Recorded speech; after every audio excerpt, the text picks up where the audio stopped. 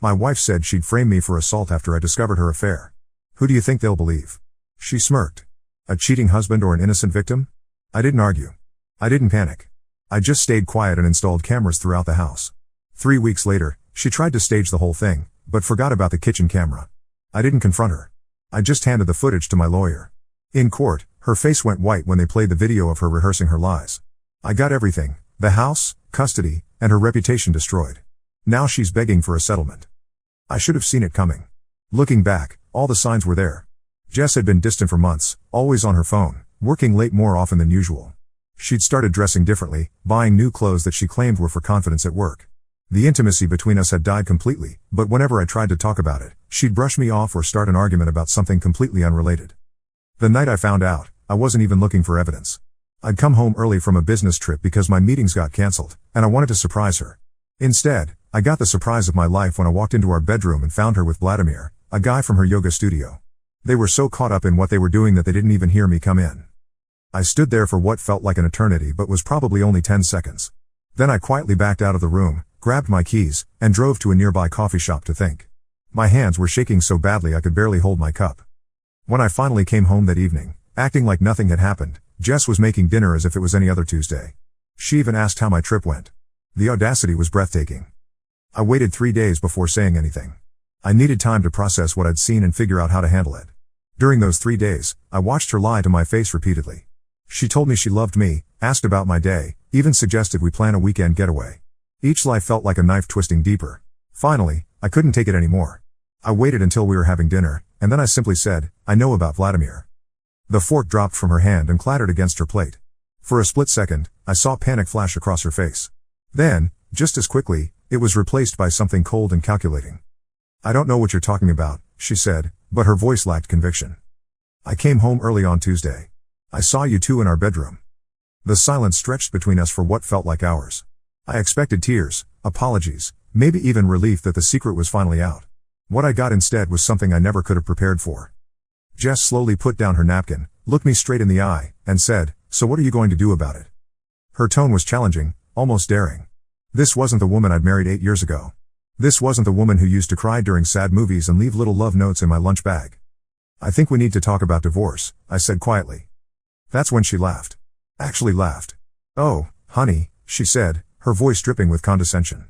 "You really think it's going to be that simple?" What happened next still gives me chills. Jess leaned back in her chair and studied me like I was some kind of interesting specimen. Then she began to speak in a voice so calm and matter-of-fact that it was terrifying.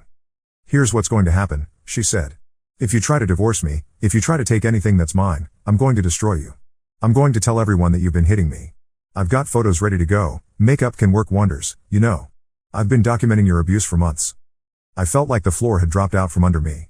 "Jess, that's insane. I've never laid a hand on you. I never would." "Doesn't matter," she shrugged. "I've got bruises, I've got pictures, I've got a whole timeline worked out. I've even practiced crying on command. Want to see?" And then she did it. Right there at our dinner table, she began to sob. Real tears, shaking shoulders, the whole performance. After about 30 seconds, she stopped abruptly and smiled at me. "Pretty good, right? I've been taking acting classes. Vladimir thinks I'm really talented."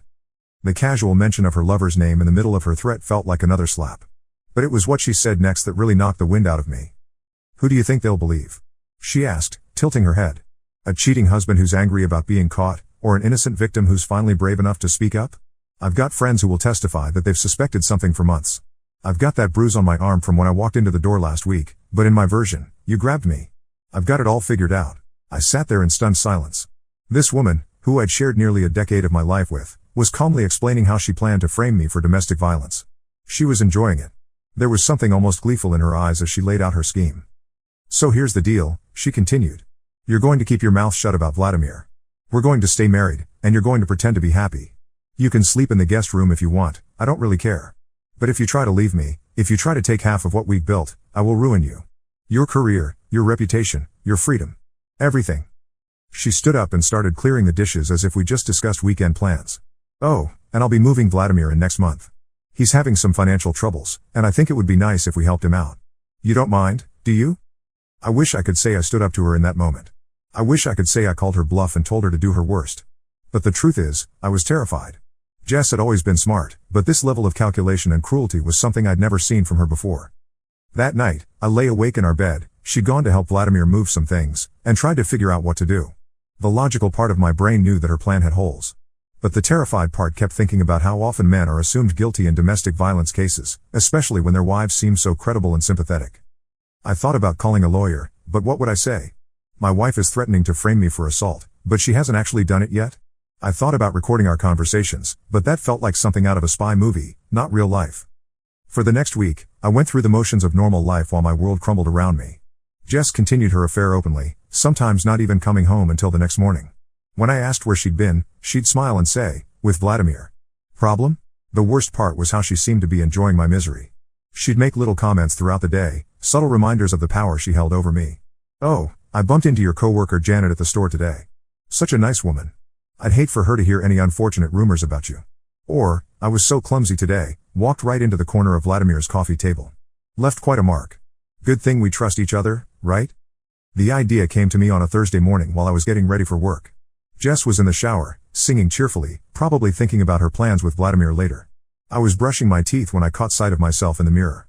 I looked like a man who'd aged 10 years in 2 weeks. That's when it hit me. If Jess was planning to stage evidence against me, there was only one way to protect myself: document everything. I called in sick to work and spent the day researching home security systems. By evening, I had a plan. Not just cameras, though those would be crucial, but a comprehensive system to protect myself and gather evidence of what was really happening in my own home. The tricky part was installing everything without Jess noticing. She was spending most of her time with Vladimir, but she still came home regularly, and I needed to be careful. I started with the most important areas, the main living spaces where any alleged assault would likely take place. I bought a professional-grade system with cameras that looked like everyday objects: a smoke detector in the living room, a digital clock in the kitchen, a phone charger in the hallway. The cameras were wireless and stored footage directly to a cloud service under an account Jess didn't know about. I even set up a separate secure Wi-Fi network just for the cameras, hidden from our main network. The whole process took me 3 days, working in small increments when Jess was out. I was paranoid about every detail, testing angles and making sure the cameras were completely invisible. I documented everything I did, including timestamps and locations, knowing I'd need to prove the chain of custody if this ever went to court. The hardest part was acting normal around Jess while I was setting up my surveillance system. She was still making her little threats and comments, still flaunting her relationship with Vladimir. But now, instead of feeling helpless, I felt like I was taking back some control. Once everything was installed, all I could do was wait. And document. I started keeping detailed notes of Jess's behavior, her threats, her absences. I saved every text message, every voicemail. I was building a case, even though I wasn't sure yet how I'd use it. Jess, meanwhile, seemed to be escalating things. Vladimir started coming over for dinner regularly, acting like he owned the place. Jess would hold his hand right in front of me. She wanted me to react, to give her the excuse she needed to put her plan into motion. But I didn't react. I stayed calm, stayed quiet, and let my cameras record everything. 1 week after installing the system, Jess came home one evening with a new bruise on her cheek. She made sure I saw it, even pointing to it when she said goodnight. Walked into a door at work, she said with a smirk. "So clumsy of me." The next day, I caught her on the kitchen camera practicing her emotional breakdown again, timing herself, even looking up acting techniques on her phone. What she didn't realize was that this camera, disguised as a digital clock, had been recording everything she'd been doing in the kitchen for the past week. I knew she was getting ready to make her move. It happened on a Tuesday evening, exactly 2 weeks after I discovered the affair and 1 week after installing the cameras. I was in the living room, reading, when Jess came in and started an argument about something trivial. I think it was about leaving dishes in the sink. But this wasn't like our usual arguments. Jess was louder than normal, more dramatic. She kept positioning herself in different spots around the room, and I realized she was making sure she'd be visible from multiple angles for whatever she had planned. "You never listen to me," she shouted, though we'd been having a fairly normal conversation just moments before. "You never respect me." I tried to de-escalate, speaking in a calm, quiet voice. "Jess, I'm not sure what you're upset about. Can we talk about this rationally? Don't patronize me," she screamed. Then, in a move that was so sudden and unexpected that I almost didn't process it, she slapped herself hard across the face. The sound echoed through the room. For a moment, we both just stared at each other. Then Jess began to cry, not the practice performance from dinner weeks ago, but real tears of pain from the slap she'd just given herself. "How could you hit me?" she sobbed, loud enough that the neighbors might hear. "How could you hurt me like that?" I was so shocked that I couldn't even respond at first. I just sat there, watching my wife of 8 years frame me for assault in real time. "Jess," I said quietly, "you just hit yourself. I didn't touch you." "Liar," she screamed. You hit me. You've been hitting me for months. She continued the performance for another few minutes, alternating between sobs and accusations. Then, as abruptly as it had started, she stopped. I'm going to call the police, she said in a voice that was suddenly calm and cold. I'm going to tell them what you've been doing to me. What you just did to me. I looked at her calmly and said, okay. My response seemed to catch her off guard. She'd expected me to panic, to beg, to try to stop her. Instead, I just sat there with a slight smile on my face. Okay? She repeated, confused. Yes, I said. Call them. I think that's a great idea. For the first time since this whole nightmare began, I saw uncertainty in Jess's eyes. But it was too late for her to back down now. She'd committed to her performance, and she had to see it through. She pulled out her phone and dialed 911. The police arrived within 15 minutes. Jess met them at the door, her face still red from the slap she'd given herself, tears still fresh on her cheeks. She was the picture of a terrified, abused wife. I watched from the living room as she gave her statement. She was good, really good. She told them about months of escalating abuse, about how I'd become violent and controlling since losing my temper more often at work. She showed them the bruise on her cheek, the one on her arm from the previous week. She even mentioned the bruises she'd photographed earlier, saying she'd been too scared to report them before. When it was my turn to give my statement, I was calm and cooperative. I denied hitting her, of course, but I didn't try to explain what had really happened. I didn't mention the cameras. I just told them that there had been some marital problems, but I had never been violent. The officers were professional but clearly skeptical of my story. Who could blame them? Jess was a compelling victim, articulate, emotional, with visible injuries. I was the husband with no witnesses and no proof of my innocence. They asked if I had anywhere else I could stay for the night. I said I did. My brother Mike lived across town and had offered his guest room when I'd called him earlier that week about having marriage troubles. They strongly suggested I take some time away from the house to let things cool down. As I packed a bag, Jess watched me with satisfaction gleaming in her eyes. Her plan was working perfectly. Or so she thought. I stayed at Mike's house for 3 days. During that time, Jess filed for a restraining order and began the process of filing for divorce. She also started telling everyone who would listen about my abuse, calling my family, her family, our mutual friends. She posted subtle messages on social media about finding strength in difficult times and breaking cycles of pain. My phone was buzzing constantly with concerned calls and messages. Some people wanted to hear my side of the story, but others had already made up their minds. Jess had always been more social than me, better at maintaining relationships. People liked her, trusted her. On the 4th day, I met with a lawyer. Steve Brigitte was a family attorney who specialized in difficult divorce cases. Mike had recommended him after doing some research. Steve was honest with me about the challenges we'd be facing. Domestic violence allegations are serious, he said. Even if the criminal charges don't stick, they can still impact the divorce proceedings significantly. Do you have any evidence that might support your version of events? That's when I smiled for the first time in days. Actually, I said, I do. I showed him the footage from my hidden cameras, along with all the documentation I'd kept. All of it. Jess's affair with Vladimir in our home.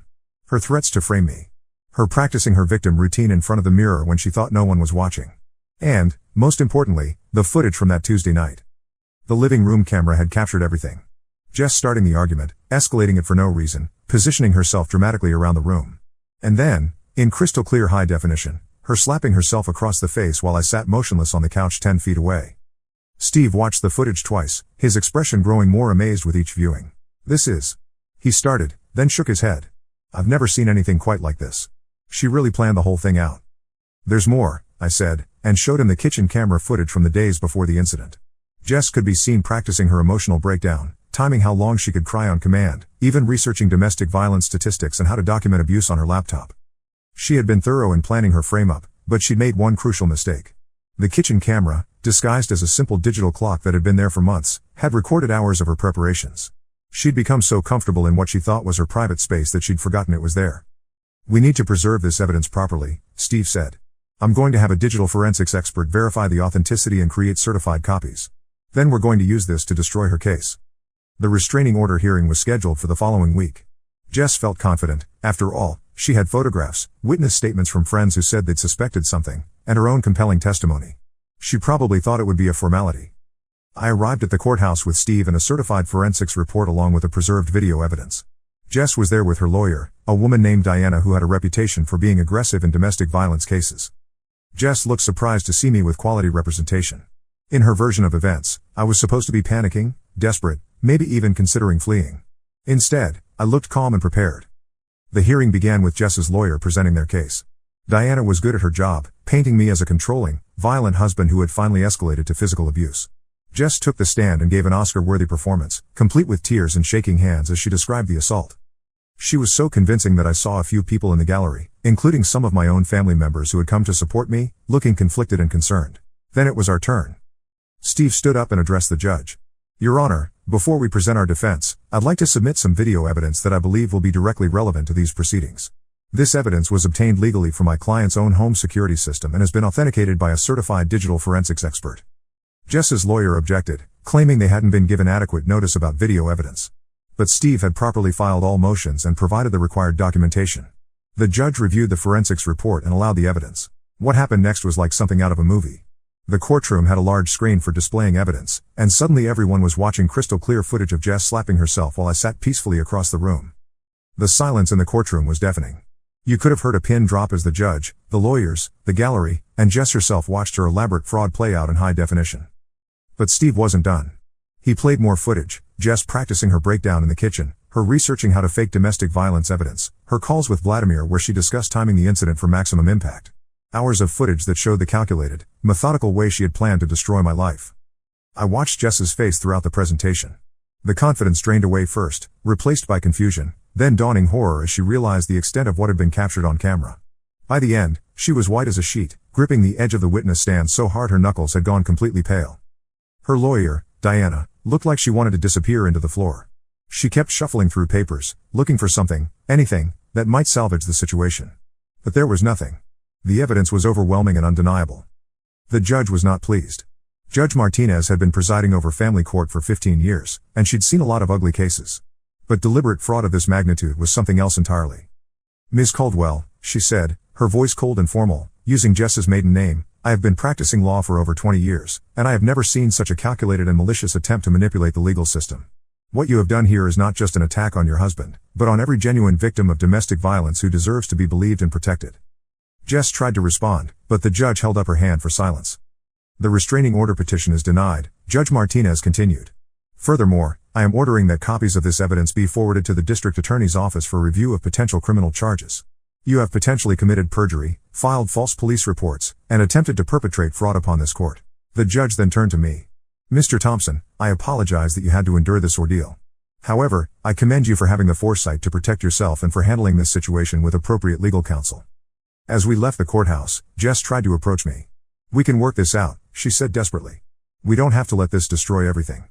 I looked at her calmly and said the same thing she'd said to me weeks earlier, so what are you going to do about it? The district attorney's office took their time reviewing the case, but eventually criminal charges were filed. Jess was charged with filing false police reports and perjury 3 months after the civil hearing. The case didn't make national news, but it was covered by our local paper, which led to some uncomfortable conversations in our social circle. Her employer, a marketing firm, didn't immediately terminate her but quietly let her go during their next round of budget cuts. Many of her friends distanced themselves once they learned the truth, though some remained loyal, believing her claims that she'd been manipulated by Vladimir. Vladimir, meanwhile, had disappeared shortly after the courthouse hearing. It turned out he had been feeding information about my finances to Jess, hoping they could maximize what she'd get in the divorce and that he'd benefit from her windfall. When it became clear that plan had backfired spectacularly, he'd moved back to his home state. The police had enough evidence to charge him too, but it wasn't worth the cost of extradition for what would likely be a minor sentence. The divorce proceedings moved forward rapidly.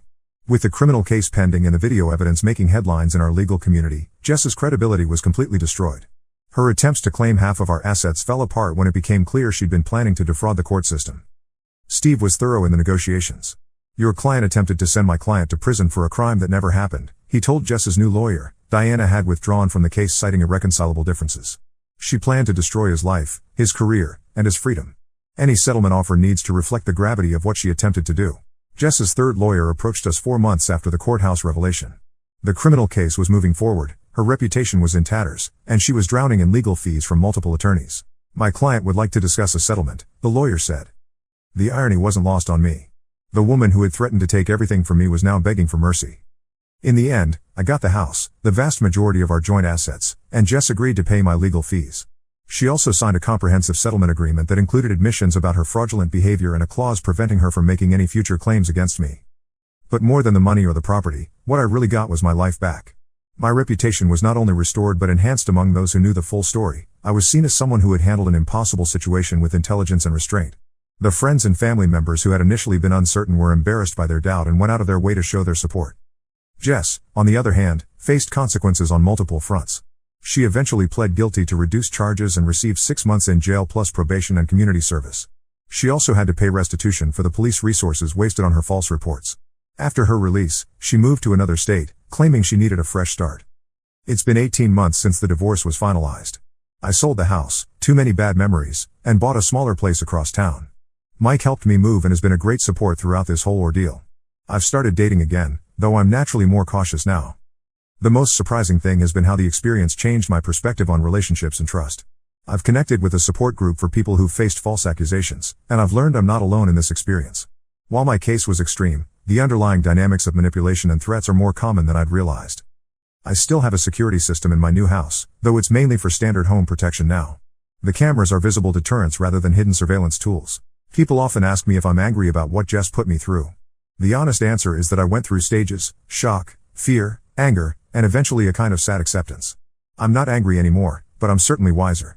The Jess I married would never have done something so cruel and calculating, but people can change in ways we never expect. I also feel grateful that I handled it the right way. If I had reacted emotionally, if I had confronted her without evidence, if I had tried to fight her accusations with just my word against hers, things could have gone very differently.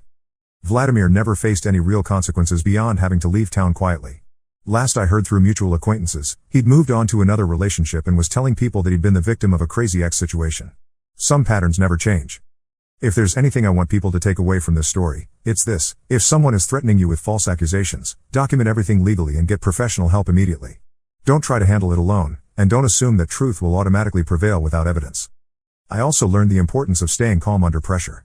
Every instinct told me to confront Jess immediately when she made her threats, to try to reason with her, to make her see how wrong she was. But my rational mind knew that would only give her the reaction she wanted and the excuse she needed to move forward with her plan. Sometimes the best response to a threat is patience and preparation. I received one letter from Jess after her release, full of apologies and explanations about how Vladimir had manipulated her into the scheme. She claimed she wanted to make amends and asked if we could talk. I didn't respond. Some bridges, once burned, can't be rebuilt. But I don't wish her ill, I just want to move forward with my life. I'm doing well now. Better than well, actually. I have a job I enjoy, I'm in a healthy relationship with someone who appreciates honesty and communication, and I've learned to trust my instincts again.